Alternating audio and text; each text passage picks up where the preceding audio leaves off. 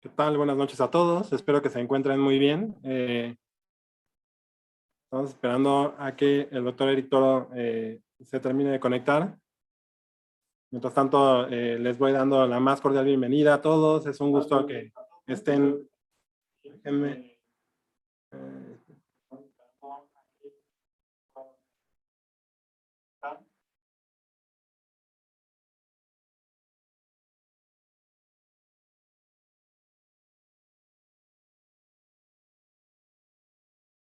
ahora sí, después de unas fallas técnicas, ya quedó todo listo, ¿no?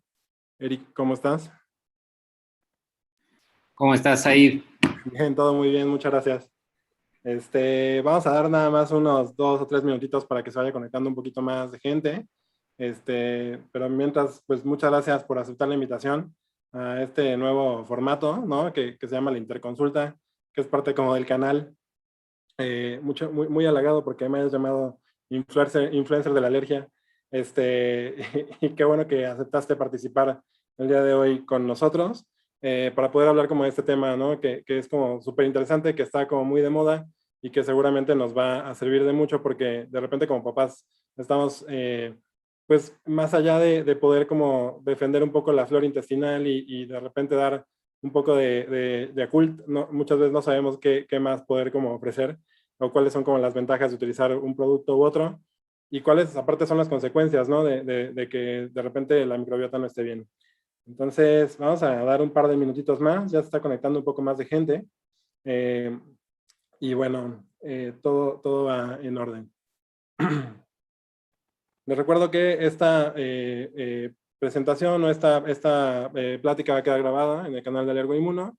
En este canal hemos diseñado diferentes videos que hablan acerca de enfermedades alérgicas, de enfermedades inmunológicas y que, bueno, nos permiten como acercarnos un poco más a ustedes para poder como llevar diferentes temas para poder controlar estas enfermedades. Y justo la interconsulta es como poder acercar a los especialistas, los mejores especialistas que hay para que servimos y que trabajamos juntos en el tratamiento de diferentes pacientes. Muchos de ustedes seguramente hemos coincidido con algunos pacientes y bueno, esta parte es como muy buena porque nos ayuda a tener como una visión de otro especialista en el tratamiento de las enfermedades alérgicas y de las enfermedades inmunológicas. Muy bien. Pues ya tenemos 11 personas que están conectadas. Creo que podemos empezar. Deja nada más voy a escribir por el canal, por si es que hay alguien que puede hacer sus preguntas también directamente por allá.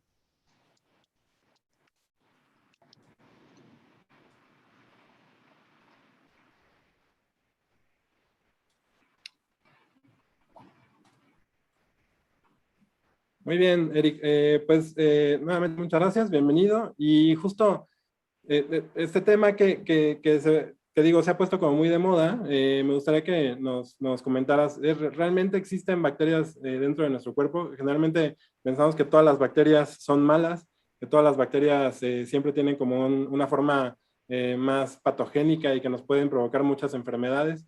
Y a veces se nos hace como muy loco pensar que pudiéramos tener algunas bacterias buenas que nos pueden servir para algo. Así es que cuéntanos un poco. Bueno, antes que nada, muchas gracias, Said, por invitarme a hablar de este tema, que en lo personal me apasiona y es como una parte muy importante dentro de la práctica diaria. Eh, Primero, bueno, hay que empezar a definir qué es microbiota, ¿no? Que es un conjunto de bacterias que tenemos en nuestro cuerpo y que viven como en muy estrecha relación con nuestro cuerpo y nosotros dependemos de ellas y ellas dependen de nosotros, ¿no? Entonces, había un concepto o hay un término que nos enseñaron en biología que se llama simbiosis, ¿no? Que es cuando dos organismos dependen uno del otro. Y eso es lo que sucede con las bacterias de nuestro cuerpo y las que viven en nuestro cuerpo, en nuestro intestino en particular y nuestro cuerpo, ¿no? Aunque hay que recordar que también hay bacterias en la piel, hay bacterias en el tracto respiratorio, en prácticamente todo el cuerpo hay bacterias. Y pues sí, como bien dice, son bacterias buenas, aunque también hay hongos, aunque también hay virus, que son buenos y que también viven en nuestro cuerpo. Entonces, sí es algo muy importante. De acuerdo, muchas gracias, Eric. Quise detenerme un poco para presentarte, porque estoy esperando que se conecte más gente, pero bueno, estamos charlando con el doctor Eric Toro. La verdad es que tengo el gusto de conocer a Eric de muchos años para atrás, desde que hicimos la especialidad de pediatría. Él decidió tomar la especialidad de gastro y yo me fui hacia la parte de inmunoalergia, pero bueno, los dos somos egresados del Instituto Nacional de Pediatría. Y bueno, él ha crecido bastante, actualmente ha hecho ya varios cursos de posgrado, maestría, está, no sé si acabaste o no, estás haciendo el doctorado. Eh, la parte de, bueno, él está adscrito, ¿no? Actualmente al servicio de gastroenterología del Instituto Nacional de Pediatría y ha tenido múltiples publicaciones, no solamente sobre este tema, sino sobre muchos otros, así es que realmente para mí es un gran gusto, un halago y no solo en la parte personal como amigo, sino profesional. Realmente muchas gracias por estar por acá. No, pues muchas gracias. He crecido a los lados también. Bueno, eso qué hacemos, mucha microbiota. No, pues Oye, muchas Eric, gracias nuevamente por la invitación. no, al contrario. Quisiera preguntarte, de repente como términos que se parecen y que, bueno, comentábamos muy al inicio que de repente el término coloquial es la flora intestinal. Y bueno, creo que todos nos imaginamos de repente un jardín de flores ahí en el intestino, pero la parte de microbiota, microbioma, flora intestinal, ¿qué diferencias hay o qué similitudes hay y cómo podríamos entender mejor esta parte? Bueno, son términos que, bueno, la flora intestinal era un término, es como un término antiguo, ¿no? Antes se llamaba, a lo que hoy llamamos microbiota, era lo que antiguamente se conocía flora, pero precisamente como dices, como el término es, pues, a medio ambiguo y en realidad se refiere a algo más que solamente flora, ¿no? Sino hay otro tipo de microorganismos que viven en nuestro cuerpo. Y microbiota y microbioma en realidad lo podríamos usar de forma indistinta, porque microbiota se refiere, pues sí, al conjunto de bacterias y microbioma a los genes. Entonces, ahora con las nuevas técnicas de biología molecular, cuando se estudian qué bacterias hay, pues lo que se estudia en realidad son los genes de las bacterias. Entonces, se puede utilizar de forma indistinta el término microbiota y microbioma, pero bueno, todavía hay quien le llama flora intestinal, pero entendemos perfectamente de qué estamos hablando. Perfecto, muy bien. Y cuando hablamos justo de esta parte de microbiota o microbioma, o sea, me queda como claro que son bacterias, son virus, son hongos, como bien nos has mencionado, que normalmente están viviendo como en esta parte simbiótica, están conviviendo con nosotros de una manera pacífica, ellos no nos hacen daño, nosotros no les hacemos daño con nuestras secreciones y con el cuerpo en general, o sea, les ofrecemos un hogar, si es que se puede llamar de esa forma. Pero, ¿qué tipo de funciones, o sea, más allá de que nosotros les demos este hogar a ellos, qué tipo de funciones nos pueden ayudar? En esta simbiosis siempre tiene que ver como algo de retroalimentación. Entonces, ¿qué podemos esperar de la microbiota en un cuerpo y de qué nos sirve, ¿no? Ok. Sí, pues esa es una pregunta muy, muy buena y bueno, la microbiota tiene muchas funciones dentro de nuestro cuerpo. En realidad no se sabía muy bien antes, ¿no? Qué funciones tenía. Hace más de 100 años, un ucraniano que se apellidaba Mechnikov descubrió que los búlgaros que tomaban en Bulgaria hacía que la gente, o él pensó que eso era lo que hacía vivir más a la gente. Y entonces estudió esos que había ahí, se dio cuenta que había un montón de microorganismos, en específico unos que se llaman lactobacilos. Y entonces, a partir de ahí empezó a estudiar el origen o qué es lo que hacía dentro del cuerpo. Se quedó como mucho tiempo en stand-by o que no se estudió nada acerca de la microbiota y hasta hace como 15 años se volvió a retomar el tema, ¿no? Porque se vio que había muchas enfermedades que podrían potencialmente estar relacionadas. Entonces, ¿cuáles son las funciones que tienen en nuestro cuerpo? Bueno, desde sintetizar vitaminas, sintetizar otros micronutrientes, algo muy importante, hay algo que se llama ácidos grasos de cadena corta. Nosotros consumimos ácidos grasos de cadena larga y de cadena media, que son la grasa, ¿no? Por ejemplo, cuando ustedes o comen aceite de oliva o comen algún alimento con grasa, pues tiene estos. Y bueno, tienen funciones muy específicas, sobre todo en el cerebro. Pero hay unas cosas que se llaman ácidos grasos de cadena corta que los sintetizan las bacterias dentro de nuestro cuerpo. Y esos tienen funciones muy particulares. La más importante es que gracias a los ácidos grasos de cadena corta se mantiene sano el colon. Entonces, en el momento en que nosotros no producimos o no tenemos un balance adecuado en la producción de ácidos grasos de cadena corta, perdemos muchas funciones y así a bote pronto, una de lo que más dramáticamente incrementa la falta de ácidos grasos de cadena corta es el cáncer de colon, por ejemplo. Entonces, en resumen, digamos, la síntesis de vitaminas, la síntesis de ácidos grasos de cadena corta, y algo muy importante que finalmente tiene que ver con tu especialidad es el desarrollo del sistema inmunológico, ¿no? Que es súper importante el estímulo de estas bacterias desde que el niño nace y sobre todo en los primeros meses de vida para que el sistema inmunológico a nivel gastrointestinal se desarrolle al 100%, ¿no? Y ese es como así a grosso modo, pero bueno, tiene funciones sistémicas, ¿no? También tiene funciones a nivel de hígado, a nivel de las células grasas, y algo muy interesante también es que llega a tener funciones dentro del cerebro. Entonces, afecta todo el cuerpo la microbiota gastrointestinal.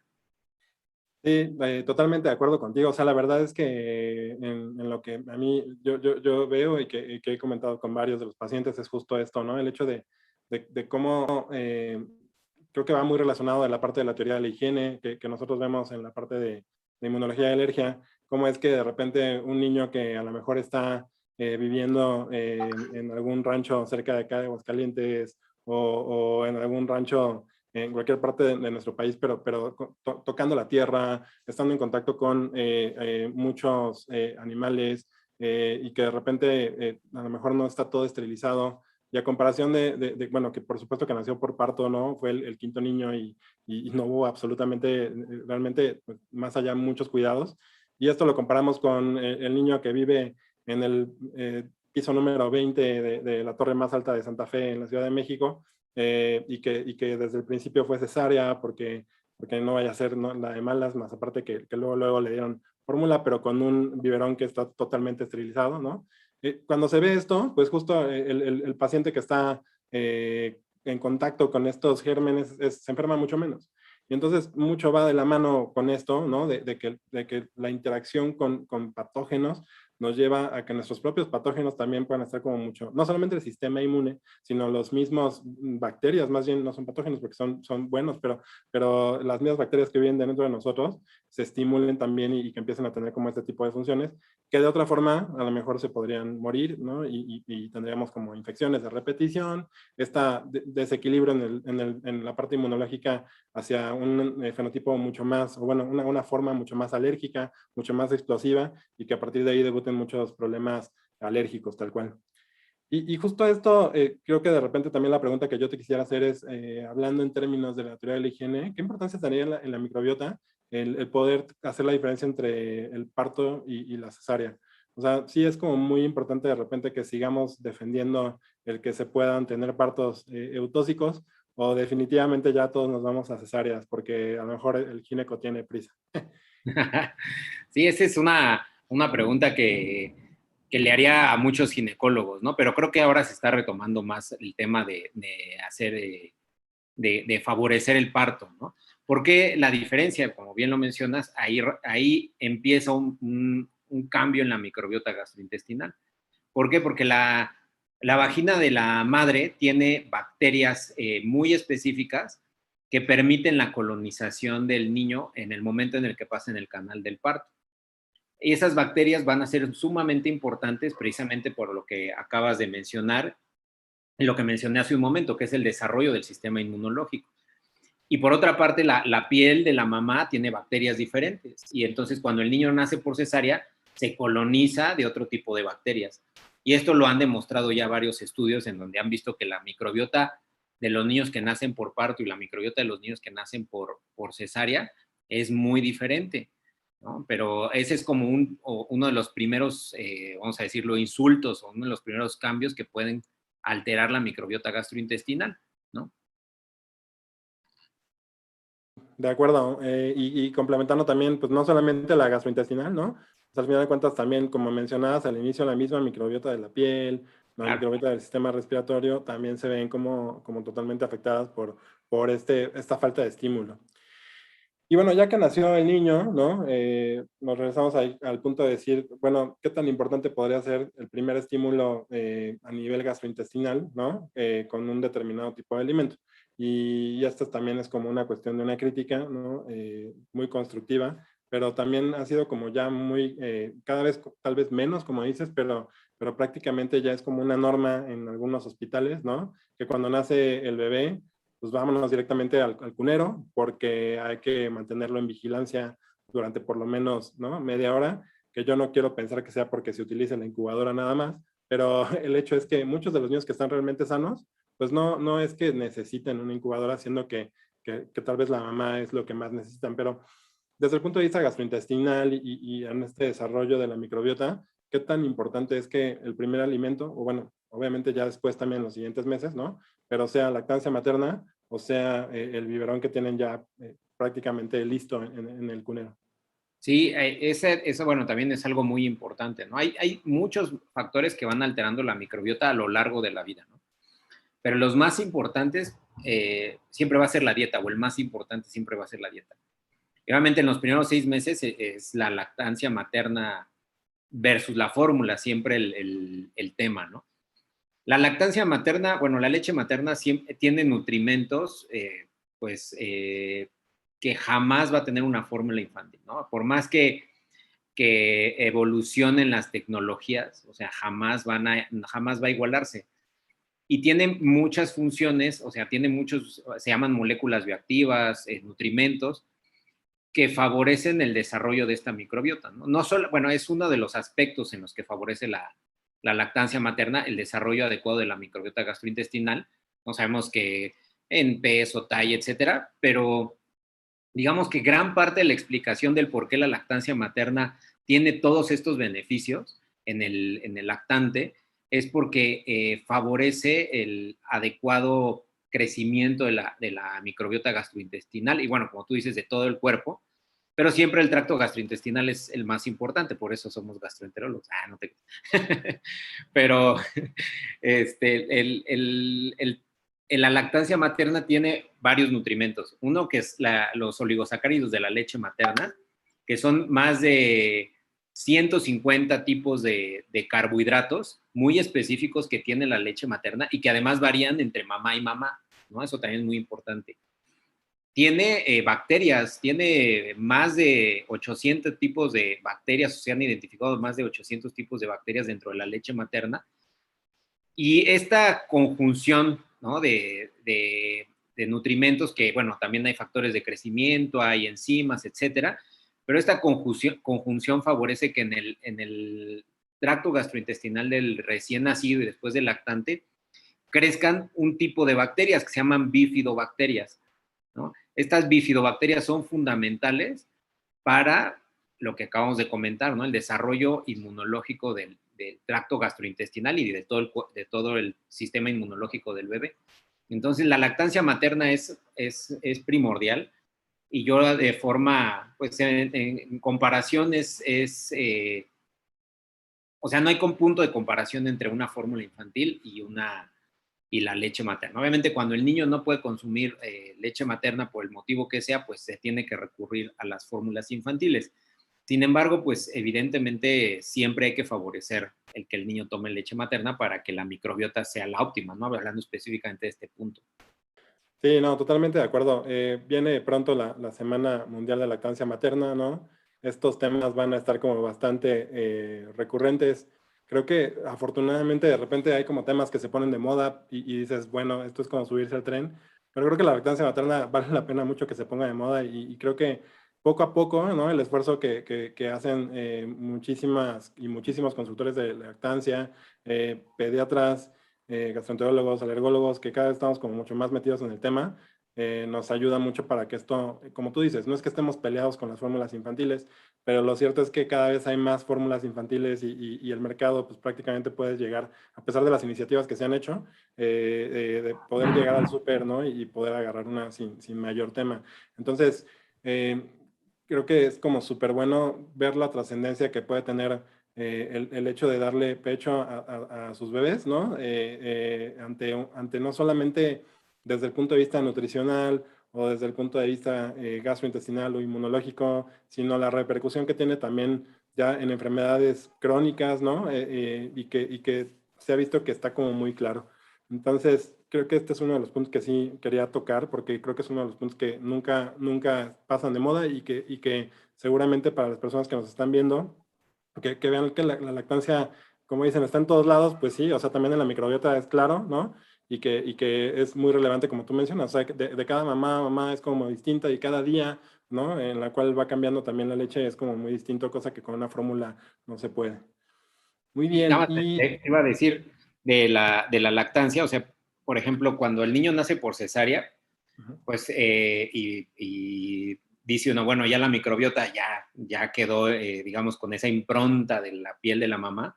ujú. Lo único que restituye, digamos, la microbiota comparativamente con un niño que nace por parto es la lactancia materna. Entonces, independientemente que el niño haya nacido por cesárea, que no es lo ideal, pero si nace por cesárea por el motivo que sea, si a ese niño se le da leche, la microbiota va a ser la adecuada, ¿no? Entonces, eso también es importante, o sea, se logra restaurar. Sí, claro, o sea, como tratar de, o sea, hablando como de una ruleta, ¿no? Vas comprando cada vez mayor cantidad de números a medida de que se van juntando la cesárea, pero después la lactancia y después el uso de antibióticos, bla, bla, bla, ¿no? Entonces creo que en la medida en que podamos como revertirlo, pues sí, efectivamente la lactancia es como lo único que podría revertir pues quizá al máximo, ¿no? Esta parte que no se tiene por cesárea. Y justo hablando un poco de la parte de los antibióticos, ¿no? O sea, también, y creo que tiene un tema como súper vinculado con la parte de microbiota, ¿no? Estamos hablando de que tenemos bacterias buenas en el intestino que nos sirven para muchas funciones, ¿no? El crecimiento, la parte inmunológica, la parte nutricional y etcétera. Entonces, ¿qué pasa cuando de repente nos enfermamos de cualquier gripa, de repente mocos? Bueno, esto es algo que vemos todos los días en el consultorio y que bueno, es un tema que nunca voy a cansar de tocar, pero ¿qué pasa con la microbiota? Y creo que puede ser obvio, pero con el uso de estos antibióticos, que de repente, pues por algo leve, ¿no? Estamos, bueno, tú y yo no, pero de repente estamos como culturalmente acostumbrados a que si no nos dan antibiótico, no nos curamos. Sí, bueno, voy a poner una diapositiva. Bueno, creo que no sé. Bueno, nada más te iba a mostrar o sea, la microbiota gastrointestinal, digamos que solamente son bacterias y cuando consumimos antibióticos, pues se va a alterar completamente, ¿no? La microbiota gastrointestinal, hay estudios que hablan de que en realidad yo una vez tomado el antibiótico prácticamente nunca se siguen a esos pacientes a lo largo del tiempo y si no se hace alguna intervención en particular, pues la microbiota va a estar alterada bastante tiempo, o sea, más allá de 3 años puede estar alterada. Cualquier tipo de antibiótico, porque a veces se dice, bueno, a lo mejor uno sí, otro no, etcétera, ¿no? Pero pues realmente cualquier tipo de antibiótico te altera la microbiota gastrointestinal, ¿no? Entonces hay que tener mucho cuidado y como tú dices, pues solamente en condiciones en particular. Sí, de acuerdo. Ya vamos a hablar un poco al final de la charla acerca de qué forma podemos cuidar la microbiota, ¿no? Pero creo que la mejor forma de hacerlo es prevenir que la destruyamos, ¿no? Y entonces, pues estar como muy conscientes de que cada vez que nos enfermamos, o sea, 9 de cada 10 veces es por una cuestión viral. Ahorita le tenemos demasiado miedo a los virus por obvias razones, ¿no? De 18 años, digo, 18 meses de confinamiento, pero esperemos que no sean 18 años, pero lo que voy es como de repente como que se minimizaba mucho, ¿no? El hecho de, nada, ¿cómo va a ser viral? Mejor darle antibiótico, ¿no? Y entonces, bueno, las repercusiones que se tienen no solamente en ese pequeño paciente en particular, sino también a nivel poblacional, ¿no? Lo que se espera después de que haya una resistencia bacteriana mucho mayor y que lleguemos al punto en el cual la resistencia nos va a llevar a que no tengamos ningún antibiótico disponible para una simple neumonía por un neumococo, ¿no? Claro. Entonces, eso es como súper importante. Y qué tanto también puede ser que de repente, si la mamá se enferma durante el embarazo y toma un antibiótico, qué repercusiones puede haber a nivel de la microbiota en el bebé? Sí, esa es una también buena pregunta. Probablemente, o sea, definitivamente hay razones para pensar que se altera. Aquí la duda es, y ha habido como varias, hay dos hipótesis, ¿no? Si nacemos con el tracto gastrointestinal estéril y ya en el momento del nacimiento se coloniza, o si ya hay bacterias sin útero. Entonces, como que ha habido como cambios, ¿no? En el conocimiento. Primero se decía que era estéril al nacimiento, luego que no, que ya teníamos bacterias, y ahorita recientemente parece estar o vuelve a tomar relevancia la parte que ya nacemos, ¿no? O sea, con el tracto gastrointestinal estéril. Pero definitivamente cuando la mamá consume antibióticos es más probable que el niño desarrolle enfermedades, por ejemplo, alérgicas, ¿no? Entonces, definitivamente puede tener ahí un papel muy importante el consumo de antibióticos y por lo tanto de la alimentación de la madre durante el embarazo para el desarrollo de la microbiota gastrointestinal en el lactante, ¿no? Entonces, así como paréntesis, muchas veces se preguntan las abuelitas, oye, ¿por qué ahora hay tantos niños con reflujo, hay tantos niños con, eh, con alergias cuando hace 40 o 50 años no había tantos, ¿no? Bueno, pues porque lo que comemos nos altera, ¿no? Todo lo que comemos está ultraprocesado. O sea, no hay ningún día que no consumamos un alimento ultraprocesado que tiene emulsificantes y que alteran la microbiota gastrointestinal. Sí, la verdad es que esto me parece como súper interesante porque creo que en medicina es de las muchas, pero en este caso muy sensible, que no podemos dar por hecho nada, ¿no?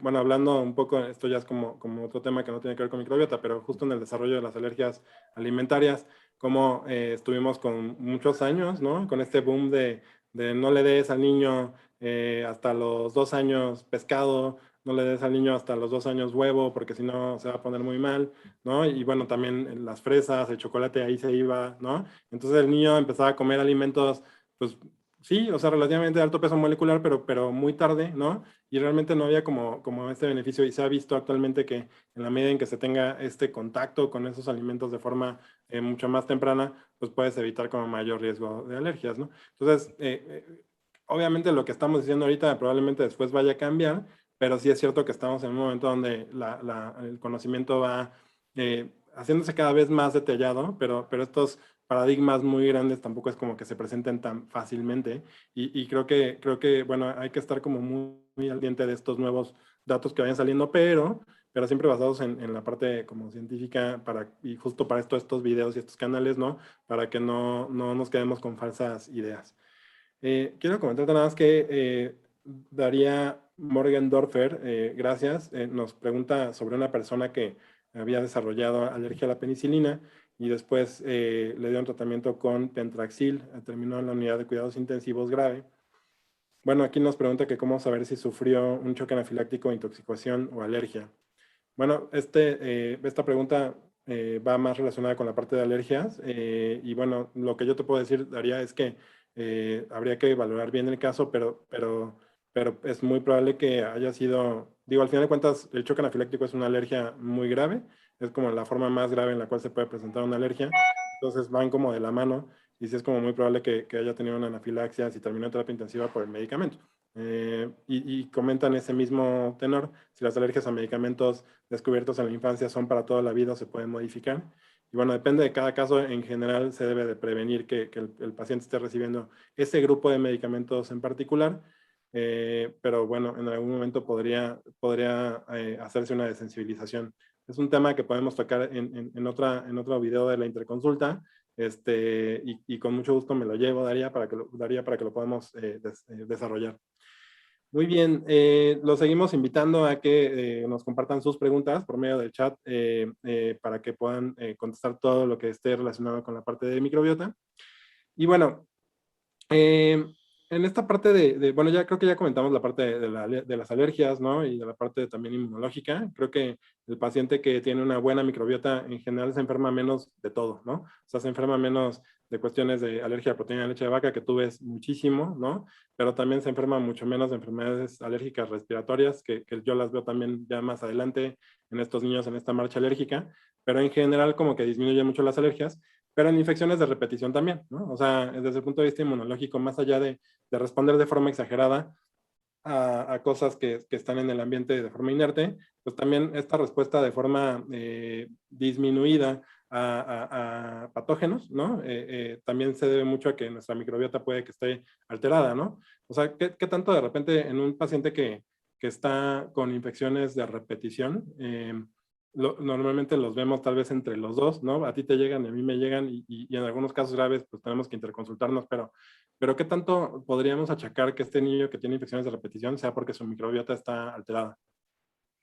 Pues yo creo que, o sea, tiene que ver, ¿no? Es parte del rompecabezas, es una pieza del rompecabezas. Probablemente no lo explique del todo, ¿no? También te debe tener alguna otra, hay que buscar otras situaciones, pero sí es algo que hay que tomar en cuenta. O sea, yo creo que la microbiota, aquí es importante también aclarar, ¿no? La microbiota es parte de todo un rompecabezas, ¿no? O sea, quizá no explica la enfermedad como tal, o sea, toda la enfermedad como tal. Por ejemplo, voy a poner un ejemplo que es la obesidad. La obesidad como tal, pues obviamente tiene una explicación muy clara en cuanto a la ingesta de alimentos y a la programación metabólica que tiene el paciente de los primeros meses de vida.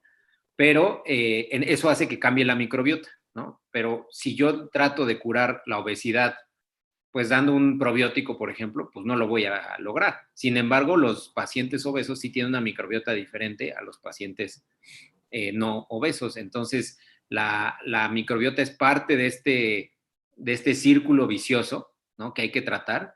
Y lo mismo sucede en este ejemplo que pones de las infecciones de repetición. Sí, de acuerdo. Creo que esto también es como muy, muy importante hacer como énfasis, que al final de cuentas la mayor parte de todas las enfermedades, ¿no? Son multifactoriales, ¿no? O sea, bueno, al menos de las que tú ves y las que yo veo, ¿no? Un apéndice, pues sí, no va a haber como de otra, ¿no? Y que lo operen, pero lo que voy es que sí, de repente se quedan un poco con la idea los pacientes de que, oye, ¿sabes qué? Que si ya me curo esta parte, pues la otra queda totalmente descartada porque ya a partir de ahí hablamos de un control total y esto es prácticamente imposible, ¿no? En muchas de las enfermedades crónicas que vemos, incluida la parte de alergia de infecciones de repetición y que, como dices, ir juntando las diferentes piezas del rompecabezas es como muy importante para tener los mejores resultados. Muy bien. Mari Hernández, muchas gracias Mari, nos dice que entonces si nuestras mamás comenzaron alimentación complementaria antes de los 6 meses, ¿es cierto que podemos tener más posibilidad de tener problemas gastrointestinales? Bueno, aquí no hay que ser tan tajantes, ¿no? Es una ventana de tiempo que se pone entre los 4 y los 6 meses para iniciar la alimentación complementaria. La Organización Mundial de la Salud sí refiere que hay que empezar después de los 6 meses, pero hay otras organizaciones, como por ejemplo la Academia Americana de Pediatría, la Sociedad Europea de Gastroenterología Pediátrica, que pone este tiempo entre los 4 y los 6 meses iniciar la alimentación complementaria. No antes de los 4 meses, porque sí podemos tener problemas o mayor riesgo de problemas alérgicos, o obesidad o diabetes tipo 2 y no después de los 6 meses, porque entonces podemos tener problemas de desnutrición, tenemos problemas de deficiencia de micronutrimentos, etcétera, ¿no? Entonces tenemos este tiempo, ¿no? Entre los 4 y los 6 meses para iniciar la alimentación complementaria. De acuerdo. Y sí, como tú dices, de una forma segura, ¿no? Sin que necesariamente tengas problemas o de alergias o problemas gastrointestinales. Muy bien. Ahora, bueno, yo creo que ya que nos quedó claro muy bien cómo es la microbiota, qué es, ¿no? O sea, que tenemos todo un tapete gigante de microbios en nuestro intestino y se dice que, bueno, hay muchas más microbios que células del propio cuerpo, ¿no? Ya vimos que tienen diferentes funciones, tanto desde el punto de vista de crecimiento, nutricional, inmunológico, evita problemas a nivel incluso cognitivo. De hecho, dentro de un mes vamos a estar hablando con Montserrat Gómez en la parte de poder hablar cómo se interrelacionan un poco la cuestión de enfermedades inmunológicas con la parte emocional y psiquiátrica de muchos pacientes que seguramente ustedes comparten bastantes pacientes, ¿no? Hemos visto las diferentes enfermedades en las cuales se puede estar como relacionado. Ahora, lo que yo te preguntaría sería, ¿cómo es que de repente yo con mis hijos, o sea, puedo mantener una microbiota, digamos que saludable? ¿Qué necesito yo darle a mis hijos o a mí, ¿no? Si ya estoy preocupado por este dato, porque a lo mejor ya le he dado muchos antibióticos a mi hijo, ya doy por perdido todo, ¿qué puedo hacer? Bueno, aquí lo más importante, como mencioné anteriormente, es la alimentación. Entonces, lo que definitivamente modifica la microbiota para bien es la alimentación. Eso es la piedra angular de todo. Todo lo demás que podamos hacer va sumando, ¿no? ¿Qué es todo lo demás? Por ejemplo, el dar cierto tipo de probióticos o el realizar actividad física, ¿no? Eso también suma a tener una microbiota, o sea, sana, ¿no? No, ese término de microbiota sana es un poquito ambiguo, pero sí una microbiota lo más adecuada posible para que nos mantengamos sanos. Entonces, la dieta es, ¿qué dieta? Bueno, básicamente una dieta rica en fibra. Sabemos que la fibra, por ejemplo, la fibra que podemos consumir cotidianamente, bueno, la encontramos en las frutas, ¿no? Obviamente frutas con cáscara, en vegetales verdes, en nopales, en el maíz. Es decir, tenemos muchas fuentes de fibra dentro de la dieta mexicana autóctona, ¿no? No ya la que se ha venido contaminando con la parte occidental norteamericana. Entonces, esta fibra lo que conduce en el cuerpo, bueno, llega, no se digiere en el cuerpo y llega intacta al colon la mayoría de esta fibra. Esta fibra se llama no soluble, aunque hay también otro tipo que se llama fibra soluble. Pero importante esta fibra no soluble porque esa es la que va a alimentar a nuestras bacterias y permite que haya crecimiento de bacterias buenas. Y en este sentido hay estudios muy interesantes, ¿no? Hay estudios que incluso se han hecho en el Instituto Nacional de Nutrición, en donde, por ejemplo, en pacientes diabéticos les dan una dieta que tiene fibra, ¿no? Que tiene avena, que tiene nopal del grandote, ¿no? Del que es el más baboso, ese es el mejor. Tiene chía, etcétera, y comparan con una dieta normal, típica, ¿no? Y lo que vieron los investigadores, la doctora en particular Isabel Medina, es que los pacientes con diabetes que consumen la fibra modifican, digamos, para bien la microbiota, ¿no? Comparativamente con grupos de pacientes sanos, y además mejoran toda la parte inflamatoria propia de la diabetes, o sea, baja la glicemia, bajan los triglicéridos, baja el colesterol. Y hay otros estudios también muy interesantes en donde, por ejemplo, la población afroamericana en Estados Unidos es una población que particularmente tiene mayor incidencia de cáncer de colon. Entonces, hicieron un estudio muy interesante, unos investigadores, en donde agarraron pacientes que tenían una dieta típica norteamericana y de una dieta típica sudafricana, ¿no?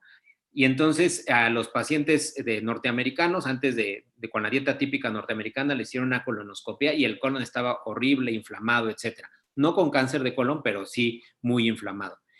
Y a los pacientes con una dieta típica sudafricana, que es muy similar a lo que nosotros podemos considerar una dieta mexicana autóctona, con fibra, etcétera, el colon estaba perfecta. Y cruzaron las dietas y le hicieron colonoscopia después, y el colon estaba súper inflamado en el grupo de los pacientes que inicialmente estaba bien.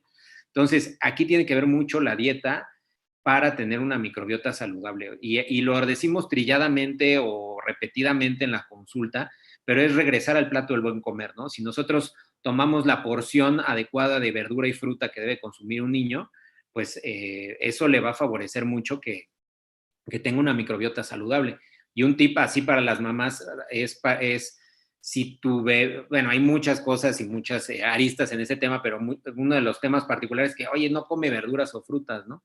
bueno, antes de que empieces a darle el plato principal, pues ponle la fruta o la verdura aparte, ¿no? Y entonces que se termine eso y ya después viene la carne, la proteína, el arroz, etcétera, ¿no? Pero es regresar básicamente al plato del buen comer. Con eso podemos tener una microbiota saludable.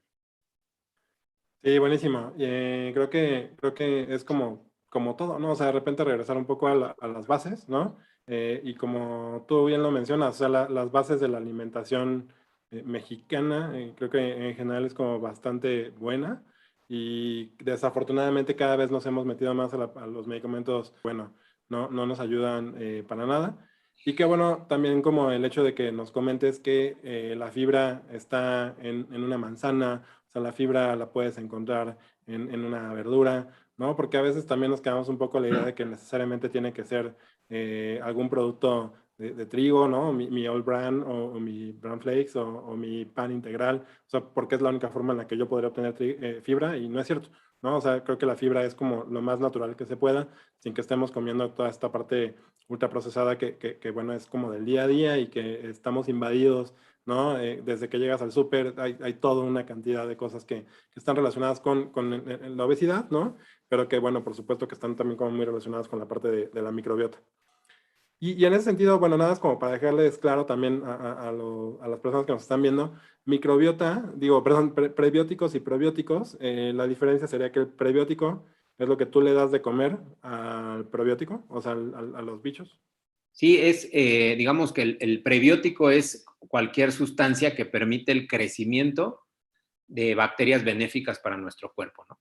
O sea, porque puede haber cosas que aumenten, pero las bacterias patógenas, ¿no? Entonces, debe de ser precisamente un alimento que mejore la microbiota gastrointestinal. Ok. Y probiótico, pues son estas bacterias, vamos a decirlo, buenas, que básicamente se refieren al concepto de que tienen también un efecto benéfico sobre nuestro cuerpo. De acuerdo. Y hablando pues ya de esto, o sea, ¿qué utilidad desde tu punto de vista como gastroenterólogo pediatra? Y espero que no te meta en ningún conflicto de interés, pero ¿qué utilidad tiene que yo le dé a mi hijo todos los días un Yakult pensando que estoy dándole como un beneficio a su flora intestinal? Bueno, el Yakult tiene un probiótico que se llama Lactobacillus casei shirota, que como tal ese probiótico es excelente, ¿no? Hay muchos estudios japoneses que muestran que tiene efectos positivos. Y aquí el tema, bueno, además del contenido en el que están estos probióticos, es ¿para qué lo quiero? O sea, ¿cuál es el beneficio que yo quiero buscar? Bueno, que tenga una microbiota saludable dándole un probiótico exclusivamente, pues como acabo de mencionar, no es la solución. O sea, la piedra angular es alimentarse adecuadamente. Esto puede ser un coadyuvante, pero en realidad no tiene pues sí, una razón científica para darlo cotidianamente, ¿no? Entonces, independientemente de todo lo que, del azúcar, etcétera, pero digamos que aplica para prácticamente todos los probióticos, esto que estoy mencionando. O sea, no vamos a estar consumiendo probióticos pensando que eso va a darnos larga vida, ¿no?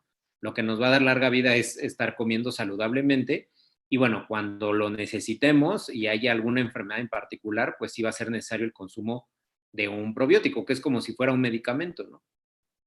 Y este probiótico que necesitamos, ¿cuál es? O sea, sabemos que hay como también un montón, ¿no? O Sí, sea, claro. hay varios, todos son, bueno, creo que todos son de venta libre, ¿no? No hay ninguno que necesite prescripción. Pero siempre, pues la pregunta es cuál es el mejor probiótico. Yo supongo, espero creo que sé que me vas a responder, pero ¿hay alguno que esté como más relacionado con algún tipo de enfermedad? O sea, si por ejemplo a mi hijo le da diarrea, tengo que darle uno y no otro, o si le Claro. da, tiene infecciones de repetición, prefiero uno sobre otro. ¿Hay alguna forma profiláctica de que a lo mejor cada 6 meses estemos dando probióticos como para mantenerlos sanos o no? Estas pautas como un poco más prácticas del día a día, ¿qué nos puedes decir? Sí, aquí me voy a referir a una frase, ¿no? De uno de mis maestros que dice, cada bicho tiene su bicho. Entonces, cada probiótico tiene la enfermedad en la cual está estudiado, ¿no? Por ejemplo, tú decías, mencionas el ejemplo de la diarrea. Para diarrea, básicamente podemos comentar que hay 3 probióticos que tienen suficiente evidencia científica en niños, que es el Saccharomyces boulardii, el Lactobacillus GG y el Lactobacillus reuteri, ¿no? Si, por ejemplo, el niño tiene, o el adulto tiene intestino irritable, bueno, hay un probiótico que se llama Bifidobacterium infantis que puede ayudarle. Por ejemplo, si hay, por ejemplo, los pacientes que tienen depresión, Lactobacillus acidophilus es uno de los que más estudia. Tampoco es que eso vaya a curar la depresión, lo sabemos, ¿no? O sea, ahí hay que dar otro tipo de tratamientos, pero puede ser un coadyuvante. Por ejemplo, para diarrea asociada a antibióticos, pues básicamente los que acabo de comentar, o sea, que yo voy a dar un antibiótico, eso es algo muy importante, el dar o no un probiótico cuando yo doy un antibiótico, y esa es una pregunta súper controversial para el gremio médico, porque pues incrementas el costo de un tratamiento, pero creo que es una de las indicaciones más claras para dar un probiótico, ¿no? Por lo que acabamos de comentar previamente. ¿Y en qué momento se da? ¿Desde que empiezas el antibiótico o cuando terminas el esquema? ¿O Sí, depende pues, del probiótico? no, al momento junto con el probiótico, ¿no? Okay. Aquí hay que darlo Junto con el antibiótico. junto con el antibiótico, el probiótico junto con el antibiótico, para disminuir los efectos adversos clínicamente que se observan y además para lo que acabamos de comentar, ¿no? Tratar de, no sé si restituir o que la microbiota no se vea tan alterada. Y eso, pues sí hay estudios que hablan al respecto. Y así hay muchos probióticos, ¿no? Para el cólico, ahí es pues sí, es un mercado que está creciendo, pero hay que tener mucho cuidado porque no todos los probióticos tienen un, pues una indicación clínica clara, ¿no? Entonces también hay que tenerlo muy en cuenta. Y yéndonos del otro lado, en cuanto a perfil de seguridad de los probióticos, ¿algún evento adverso que tuviéramos que tener como precaución?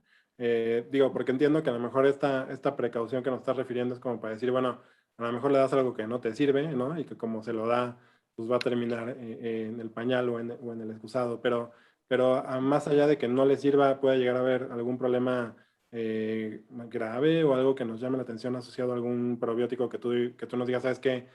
Por ahí sí, de plano no te metas. Pues en realidad la mayoría o sea, los probióticos son bastante seguros.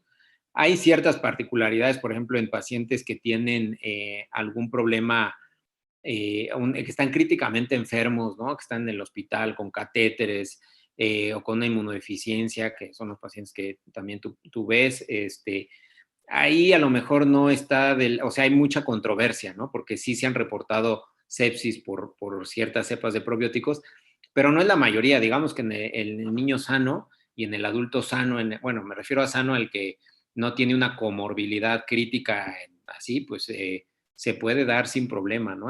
Son bastante seguros en términos generales los probióticos. Perfecto, muy bien. Pues no ha habido hasta el momento alguna otra pregunta de la audiencia. La verdad es que creo que hemos cubierto muy a bien el tema.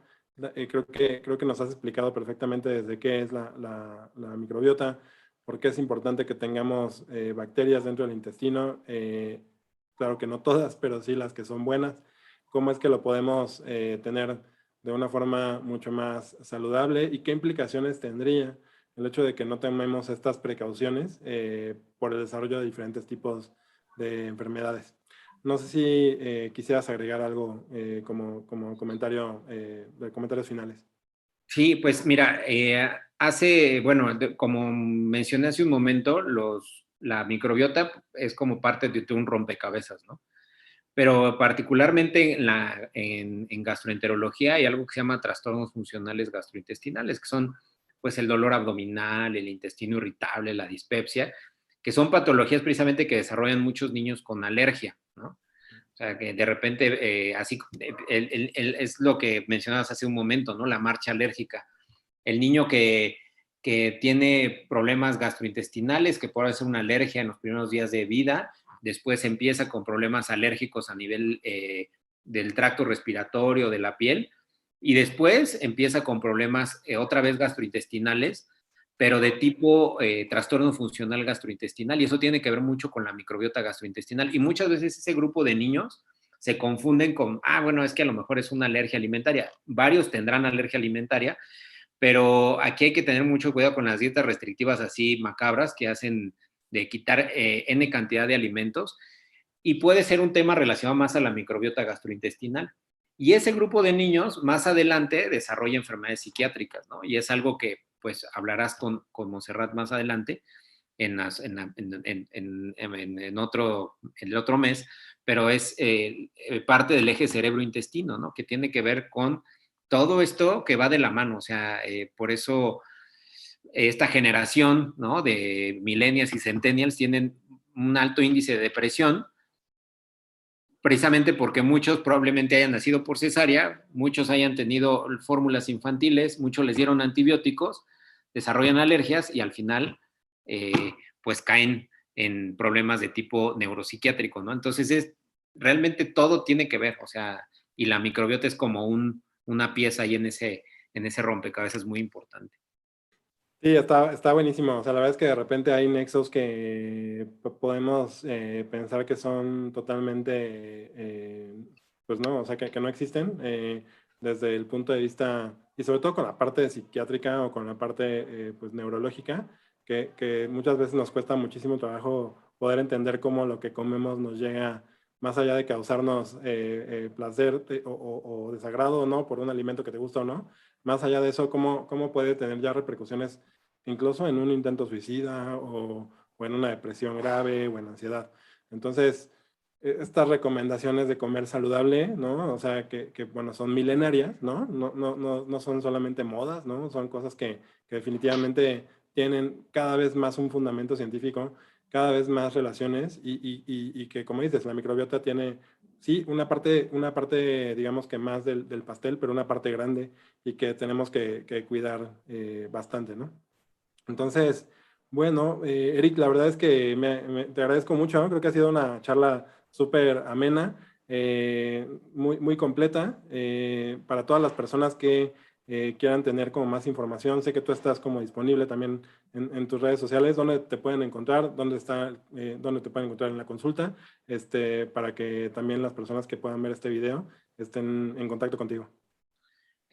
Pues lo pueden aquí en los comentarios, si quieres te pongo la página de internet y ahí vienen mis datos, ¿no? El correo electrónico, la página de Facebook de Experpedia y básicamente, ¿no? Pues ahí está mi correo electrónico. De acuerdo, sí, está buenísimo. Y bueno, muchas gracias por pasar este viernes, esta noche de viernes con nosotros. Y muchas gracias a todos los que se conectaron. Estuvieron muy activos y espero que este video recuerden que queda guardado y que les pueda servir a muchas otras personas más. Los comentarios van a seguir activados y vamos a estar al pendiente como para poder como resolver también cualquier otro tipo de duda que puedan tener. Muchas gracias por participar, Eric, en la interconsulta del canal de Alergo Inmuno. A todos los demás les agradezco mucho su presencia. Suscríbanse al canal para poder tener como más contacto con este tipo de charlas que vamos a seguir teniendo en los próximos meses. Y sin más, bueno, pues nuevamente gracias y les deseo a todos una excelente noche. Sí, pues muchas gracias, Said. Nos vemos. Nos vemos pronto. Que estés muy bien. Bueno, Saludos a todos.